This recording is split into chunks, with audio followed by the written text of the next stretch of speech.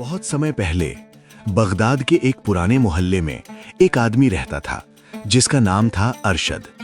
अरशद बहुत ही नेक दिल, शांत स्वभाव और साफ नीयत वाला इंसान था।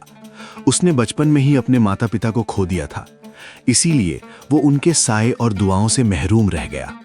वो यतीम था और इस दुनिया में उसके पास अपने सब्र और ईमान के सिवा कुछ भी नहीं था।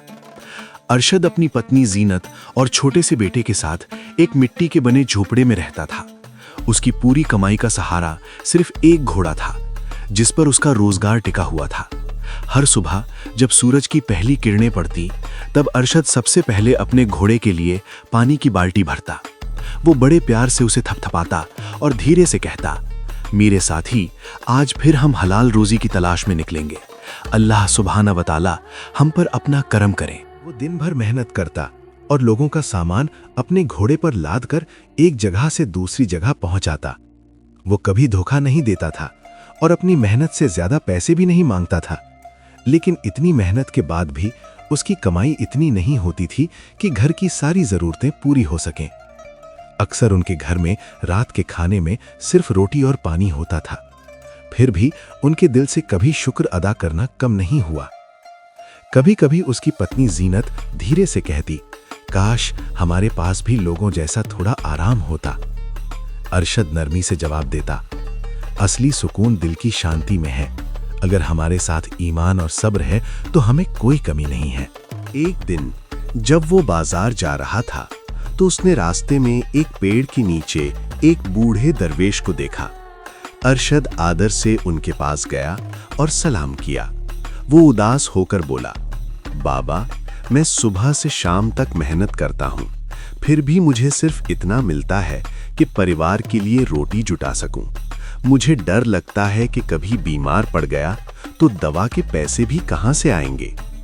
बूढ़े दरवेश ने उसे ध्यान से देखा और शांत स्वर में बोले, बेटा, गरीबी और अमीरी दोनों अल्लाह सुब्हानहू व तआला के हाथ में है, लेकिन एक राज है, अगर तुम उसे समझ लो तो तुम्हारी जिंदगी बदल सकती है।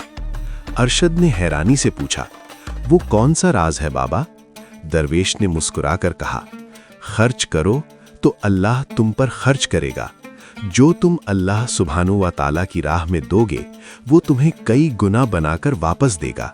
दरवेश की बातें सुनकर अरशद की दिल का बोझ हल्का हो गया।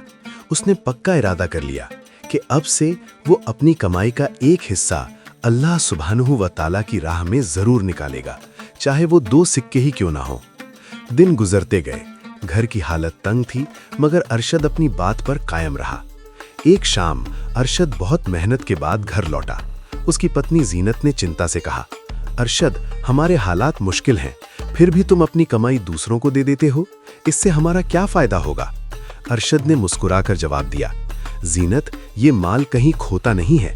जब हम अल्लाह सुब्हानहू व तआला की राह में खर्च करते हैं तो वो ऐसी बरकत देता है जिसे कोई रोक नहीं सकता। कुछ दिनों बाद अरशद की परीक्षा और बढ़ गई। बाजार में काम मिलना कम हो गया। एक दिन वो थका हुआ अपने घोड़े को लेकर जंगल की तरफ गया ताकि घोड़ा घास चर सके। अरशद एक पुराने पेड़ के नीचे बैठकर अपनी जिंदगी के बारे में सोच रहा था। तभी उसने देखा कि उसका घोड़ा थोड़ी दूर जाकर एक बड़े पेड़ के पास रुक गया है। घोड़ा अजीब हरकतें कर रहा था। वो अपने खुरों से जमीन को बार बार जोर जोर से मार रहा था। अरशद को हैरानी हुई। वो उस पेड़ के पास गया और देखा कि वहां की मिट्टी कुछ अलग सी है। उसने अपने हाथों से मिट्टी हटाना शुरू किया। अचानक उसके हाथ किसी सख्त चीज से टकराए। उसका दिल तेजी से धड़कने लगा।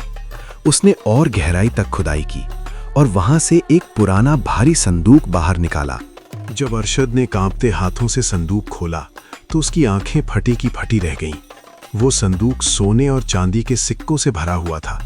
अरशद तुरंत सजदे में गिर पड़ा और उसकी आंखों से आंसू बहने लगे। उसने रोते हुए कहा, बेशक अल्लाह सुब्हानहू व तआला अपने बंदे को परखता है और फिर वहां से देता है जहां से वो सोच भी नहीं सकता। वो संदूक लेकर घर पहुंचा। जब जीनत ने वो खजाना देखा तो वो दंग रह गई। अरशद ने उसे समझाया, ये अल्लाह सुब्हानहू व तआला की राह में खर्च करने का फल है। उस दिन के बाद उनकी गरीबी दूर हो गई, लेकिन अरशद नहीं बदला। उसने उस धन से गरीबों के लिए कुएं खुदवाए, यतीमों की मदद की और गांव में मदरसा बनवाया। आज भी लोग अरशद की मिसाल देते हैं कि जो अल्लाह के लिए देता है उसे कभी किसी और के सामने हाथ फैलाने की ज़रूरत नहीं पड़ती। अगर आपको ये वीडियो पसंद आई हो तो हमारे चैनल अलीज़ इस्लामिक को अभी सब्सक्राइब करें। इस चैनल पर आपको ऐसी ही और भी रूहानी और सच्ची कहानियां मिलती रहेंगी।